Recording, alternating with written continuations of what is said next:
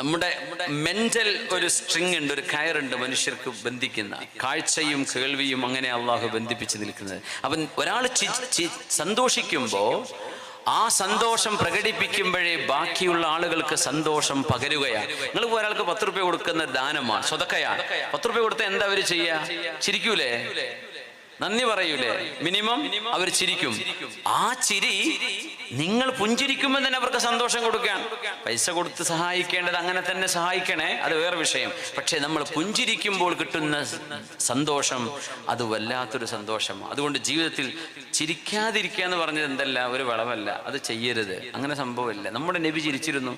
തങ്ങളെക്കാളൊന്നും വലിയ മുത്തക്കയാവാൻ നമ്മളെ കൊണ്ട് പറ്റൂലല്ലോ. മനുഷ്യരോട് പുഞ്ചിരിക്കണം, പുഞ്ചിരിച്ച് സംസാരിക്കണം. അത് സുന്നത്താണ്, അത് ഹബീബിന്റെ ചര്യയാണ് സല്ലല്ലാഹു. ബാബു തബസ്സുമി വൽ ളഹിക് എന്ന ഇമാം ബുഖാരിയുടെ ആ ഒരു ബാബിൽ നിന്നാണ് നമ്മൾ ചർച്ച ആരംഭിച്ചത്. നമ്മൾ ഒരുപാട്